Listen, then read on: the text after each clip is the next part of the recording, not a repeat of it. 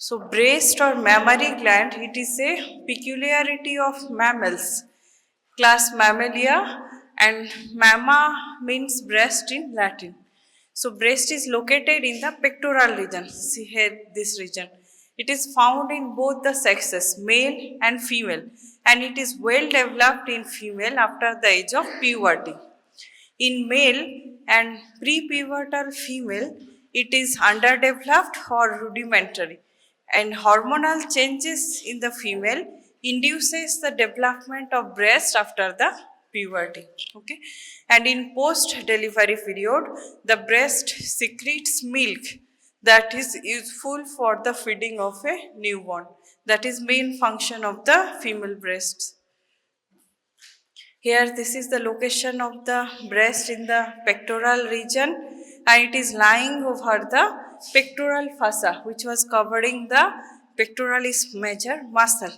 This is the breast tissue, and here this part is nipple and areola. Okay, this part have been kept. This is part of the skin. And this tail, this is known as axillary tail of Spence. This is a elongated structure towards the extending towards the axilla. So breast lies in the superficial fossa of the pectoral region, and a small extension of breast from its superolateral part pierces the deep fossa and extends in the axilla. And this extension is called axillary tail of Spence here. This is axillary tail of Spence, and it passes through the foramen of Langer. And this is location of the breast. The opening in the deep fossa for tail of Spence is called foramen of Langer. And breast cancers may times arise from axillary tail. Sometimes it arises from this axillary tail of breast. Okay. That's why in case of breast cancer patient, you have to ask the patient whether there is swelling in the breast region or in the axilla. Okay, sometimes swelling can occur in this axillary tail of the Spence, and in axilla also there is chance of lymph node enlargement. Okay, and on the both side axilla you have to check for lymph node enlargements. Okay, so axillary tail of Spence passing through the foramen of Langer. This lies in the mid-axillary line. Okay. Shape of the breast is variable. It may be hemispherical, conical, piriform, pendulous, or flat. Varies from person to person. And what is the extent of the breast?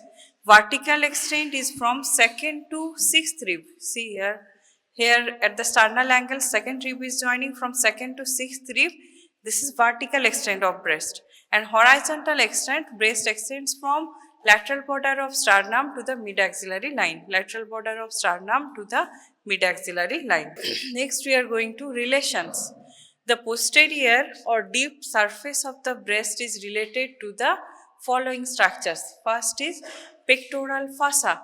A thick pectoral fossa lies deep to the breast which covers the pectoralis muscles. Then there is muscles. Breast rests on the following three muscles. First is pectoralis major, serratus anterior, external oblique muscle of the abdomen. Okay, and there are some loose areolar tissue just beneath the breast tissue that is known as retromammary space.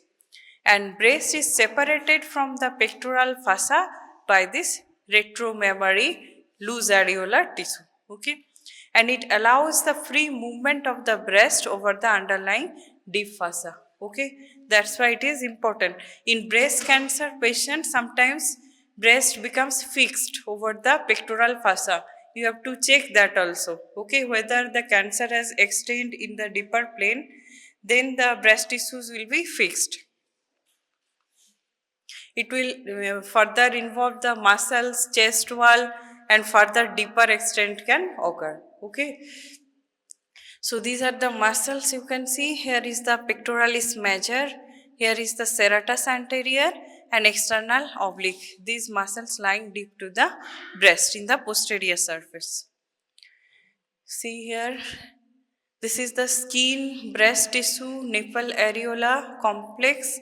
Here is the pectoral retromammary space, okay, loose, formed by the loose connective tissue. This green line is forming the pectoral fossa, deep fossal covering over the pectoralis major muscle. Then there will be this subclavius, clavipectoral fossa, pectoralis minor, axillary fossa, like this. And further in the lower plane or deeper plane, serratus anterior and those external oblique muscle will be present. Okay. So breast location, it lies in the superficial fossa, axillary tail pierces the deep fossa and extend in the axilla. Shape is variable, conical, pyriform, pendulous, flat. Extend is vertical, second to sixth rib, horizontal extend, sternum to mid-axillary line. And deep relations is the retromammary space containing loose areolar connective tissue, pectoralis major muscle, external oblique muscle, serratus anterior muscle and pectoral fossa. Now we are going to structure of the breast. Okay, so breast consists of these following three components: skin, stroma and parenchyma. Structure of the breast comes in your long question. Okay, you practice a schematic diagram for structure of the breast. So breast consists of these three components: skin, stroma and parenchyma. Parenchyma is the mammary gland proper. First, we are discussing the skin covering the breast. Skin covering the breast presents these following features: nipple and areola. Okay, this part is the nipple where the lactiferous ducts are going to open, and surrounding the nipple, the pigmented area is called the areola. Okay, so nipple, it is a conical projection and it is located just below the center of the breast. It is located in the fourth intercostal space about 10 cm from the midline. And nipple is pierced by 15 to 20 lactiferous ducts. Next is going to areola. Areola is a circular pigmented area that surrounds the nipple, and areola has numerous modified sebaceous glands that produces oily secretion. And these oily secretions lubricate the nipple and areola and prevent them from drying and crackling during the lactation. And the skin of nipple and areola is devoid of hairs. Okay, another area devoid of hairs. And the color of areola becomes darker during the pregnancy. Enlargement of breast occurs during the pregnancy and color of the areola becomes deeper, and Montgomery's tubercles will develop. These are sebaceous gland mainly which produces sebum or oily secretion. See here, this is the extent, vertical extent, second to sixth rib, nipple areola complex. These are the lobes of the mammary gland, and from here the produced milk will be ejected through this lactiferous duct through the nipple. Okay, 8 to 10 lactiferous ducts are there. And these are supporting pad of adipose tissues in between the lobes of the mammary gland. Deep to it lies this pectoral fossa, pectoralis major, pectoralis minor. Here are the different ribs, intercostal muscles, other muscles will be there. And in between the adipose tissue, this white area, these are the suspensory ligaments of Cooper. Okay, this helps in proper positioning of the breast and keeps the breast in position, and in the retromammary space there will be loose connective tissue layer. So we have discussed the skin. Next we are going to stroma. Stroma is supporting framework of the mammary gland, and it consists of fibrous tissue and fat. So suspensory ligament of Cooper, these are important, asked in your viva. Fibrous breast is very important for your surgery also. Okay, during your final year you will see cases of breast cancer. So fibrous tissue of breast forms septa and strands called suspensory ligaments of Cooper. These are involved during the cancer. That's why it is important. So extent of this suspensory ligament extend from clavicle and deep pectoral fossa to the overlying skin of the breast. And what is the function? These ligaments suspend the breast tissue from clavicle and pectoral fossa and maintain the normal shape of the breast. Fat forms main bulk of the gland and it is distributed all over the breast except beneath the areola and the nipple. Here breast tissues are lying. See here, these are the breast tissues. This green colored one are the suspensory ligament of Cooper and rest of the area is filled up by the adipose tissue. Okay, so you practice a schematic diagram like this for breast. Okay, nipple areola complex, lactiferous ducts, different lobes, all these have been shown.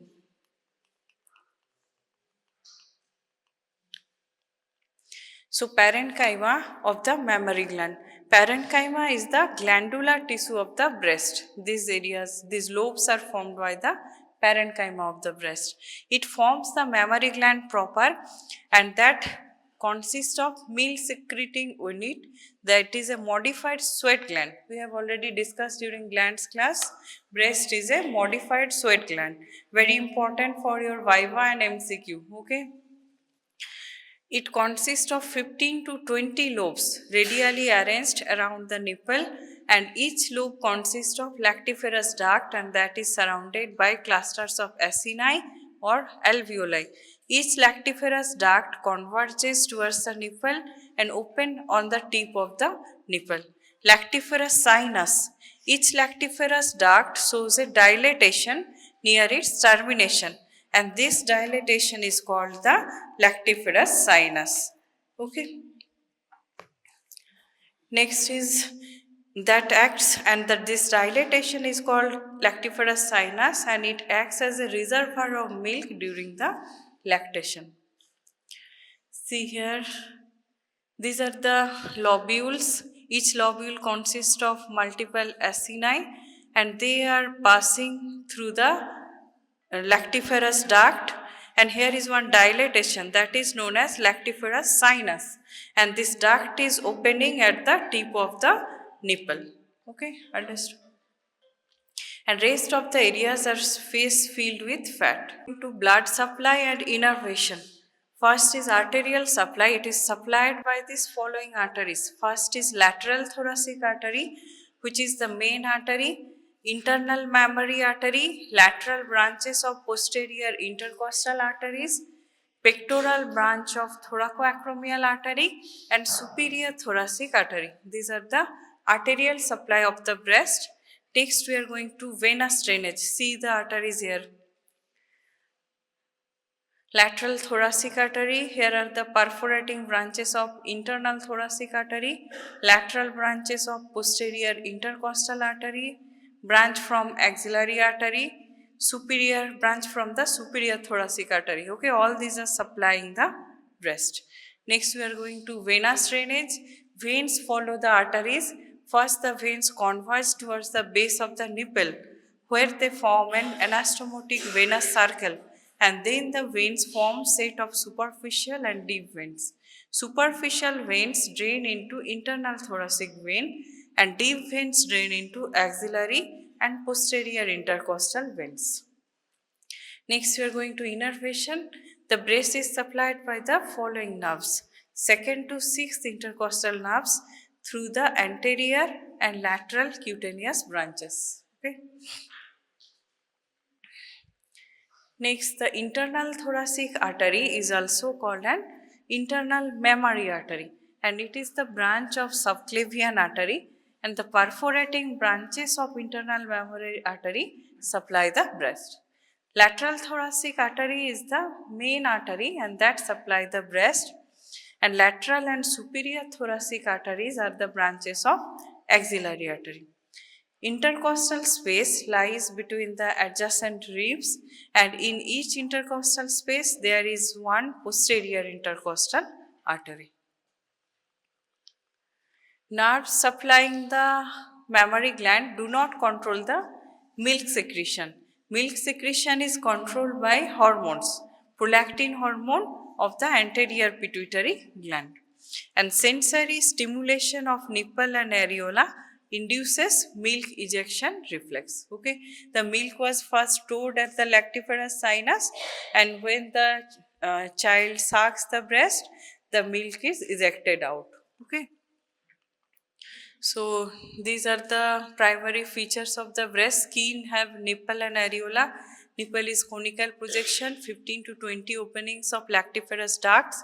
Areola is circular, pigmented. Many sebaceous glands are there, which helps in oily secretion. Stroma has supporting framework, suspensory ligament of Cooper, which are the deep fossa to the skin extent, and fat. These are forming together stroma. Parenchyma is formed by glandular tissue, secretes milk. These are modified sweat gland, 15 to 20 lobes, and lactiferous ducts, sinus, and numerous acini are present. Blood supply is by lateral thoracic artery, internal mammary artery, posterior intercostal arteries, superior thoracic artery, and thoracoacromial trunk. Nerve supply is by second to sixth intercostal nerves. Next, we are going to lymphatic drainage of breast. Very, very frequently given in your theory, long question. You must prepare this, okay? So, breast cancer is the most common cancer in the female. It spreads mainly by lymphatic route, and hence lymphatic drainage of breast is very important. And axillary lymph nodes drain most of the lymph from the breast. Lymphatic vessels draining breast are divided into two groups: superficial lymphatics, deep lymphatics. Superficial lymphatics, they drain the skin over the breast except for the nipple and areola. And deep lymphatics drain the parenchyma of the breast, nipple and areola. Next, we are going to subareolar plexus of Sape. It is a plexus of lymph vessels deep to the areola, and subareolar plexus drains into anterior group of axillary lymph nodes. Okay. Next is, according to previous concept, for lymphatic drainage, the breast is divided into four quadrants: upper lateral, upper medial, lower medial, and currently this concept is not in use. Next, these are the location of different lymphatics. See here, from the medial part, it is draining into internal mammary lymph nodes along the internal mammary arteries, and they are crossing the midline. They are also draining into opposite side internal mammary lymph nodes, and from the upper and lateral part, they are draining into the axillary group of lymph nodes: lateral, anterior, posterior, central, from central to the apical, and from here to the supraclavicular nodes.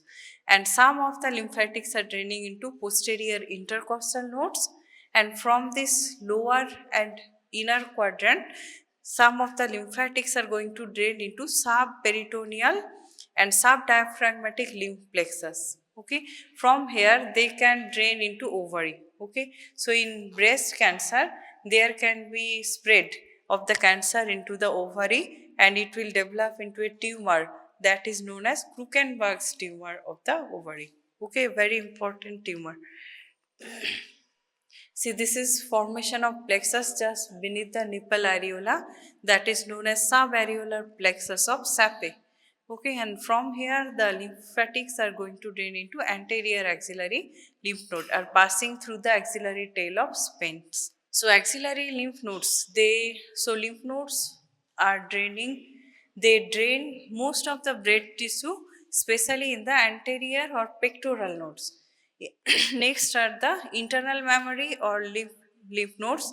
They lie along the internal thoracic or internal mammary artery, and they drain the medial part of the mammary gland. Okay.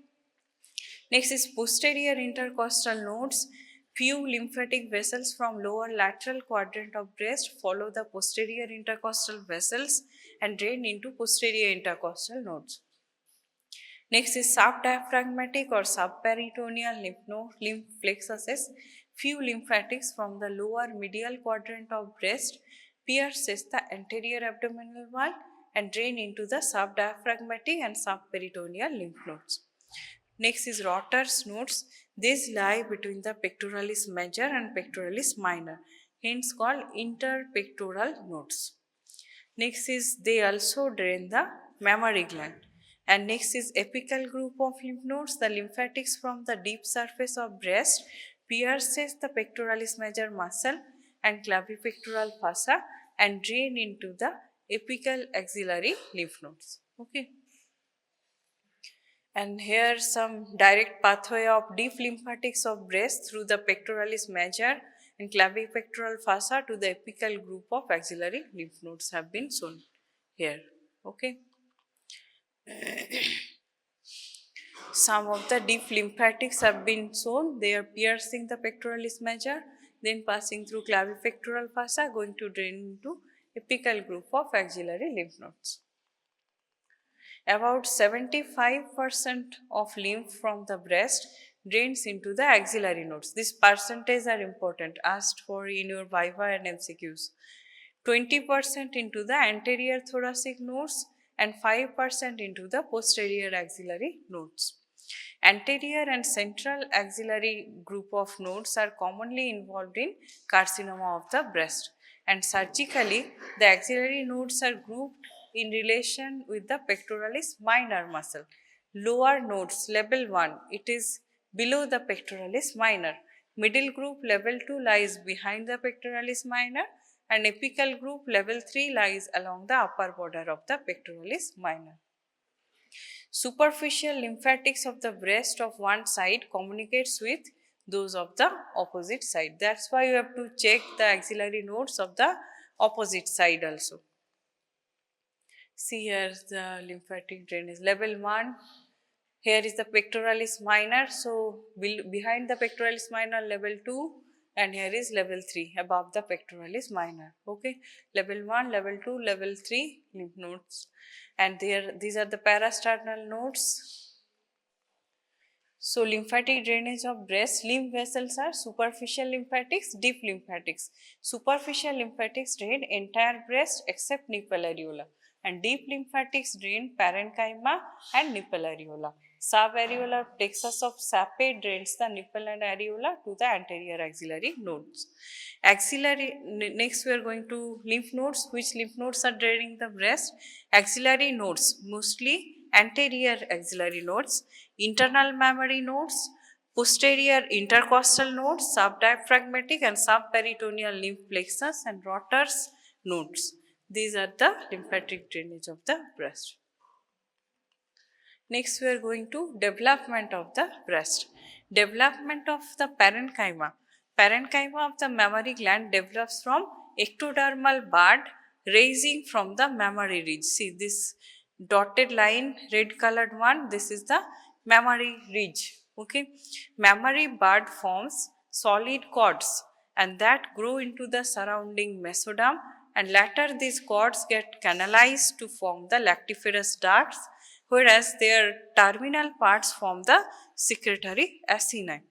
Fibrous stroma, fat and myoepithelial cells surrounding mesoderm forms these fibrous stroma, suspensory ligaments and myoepithelial cells. Okay. This is the milk line of Sulj, mammary ridge. In 6th week of development, the surface ectoderm shows two thickened strips called the primitive mammary ridges or milk lines. These are the milk lines, and the ridges extend from axilla to the inguinal region, axilla to the inguinal regions, and these ridges rapidly regress except in the thoracic region.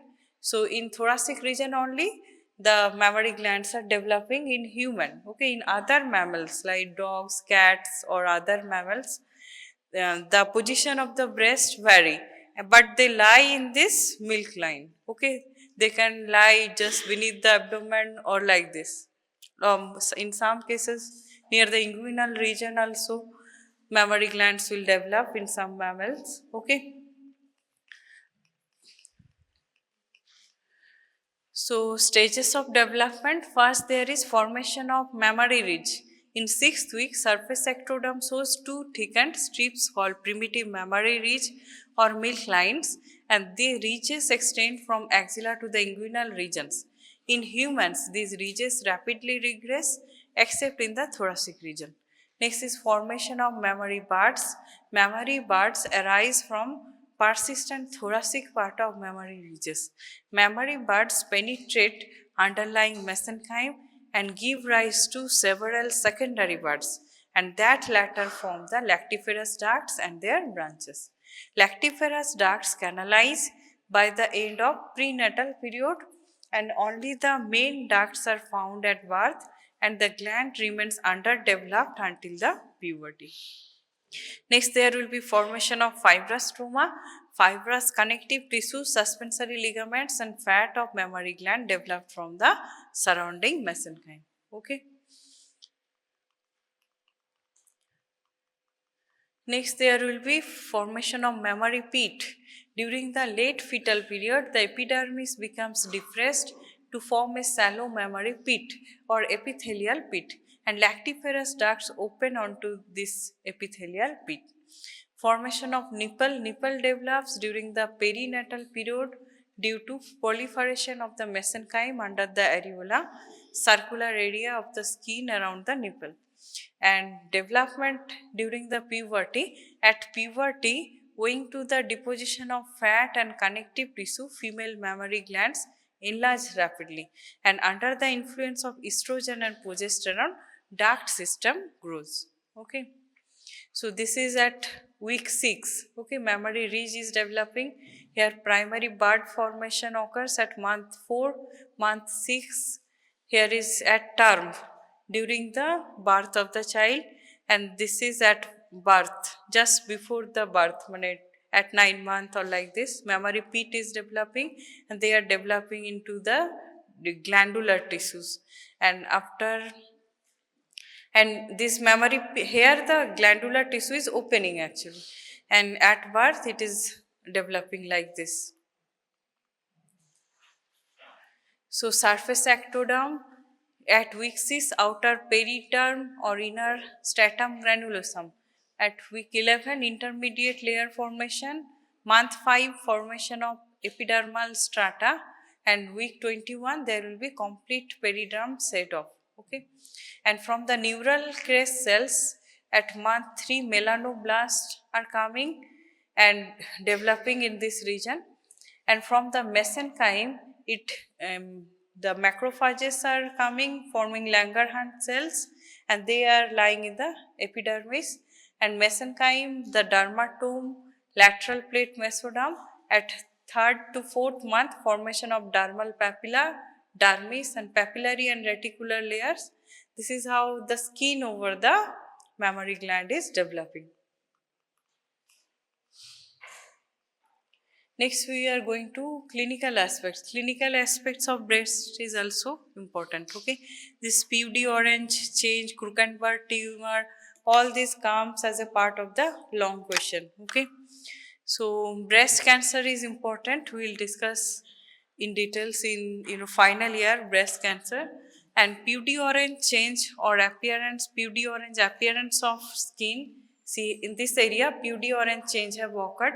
Cancer cells spread, obstruction of superficial lymphatics, edema of the skin, it will lead to PUD orange appearance. Superficial lymph vessels are obstructed by cancer cells, edema of the skin occurs, appearance of orange skin. Next is Krukenberg tumor, lymphatics from the breast communicated with subperitoneal lymph plexus, and through this route the cancer cells from the breast enter in the peritoneum and may migrate to the ovary, and where they develop secondary tumor called the Krukenberg's tumor. Okay. So PUD orange change have been shown. See here, retraction of the skin at the level of development. Cancerous growth is occurring here. Here is retraction of the nipple has occurred due to the cancerous growth. Next, we are going to congenital malformations of breast. Athelia is absence of nipple. Amastia is absence of mammary gland. Polythelia is presence of supernumerary nipple. Polymastia is presence of supernumerary mammary glands, and polymastia is seen in about 1% of the female population. Inverted or crater nipple due to failure of underlying mesenchyme to proliferate and push the nipple out. and the nipple fails to develop and evert after birth. Okay, everted nipple sometimes seen. Gynecomastia is unusual enlargement of male mammary glands, occurs in Klinefelter syndrome. And mastectomy is removal of the breast, and it may be partial or complete based on the nature of the tumor. So these are the clinical aspect. Breast cancer is a painless lump, affects 14% of females. It is immobile, fixed breast, retraction of skin and nipple can occur, pudgy-orange change, discharge from the nipple, enlarged lymph nodes. And other applied aspects are athelia, amastia, polythelia, polymastia, gynecomastia, and mastectomy. Okay, that's all. Any queries from this? No queries. So you prepare long question from the breast. Okay, anatomy of the breast. You have to describe all three: skin, parenchyma, and the glandular tissue. And also you prepare the clinical aspects and prepare the lymphatic drainage of the breast. Okay, lymphatic drainage can separately come as a long question. Understood? That's all. Thank you.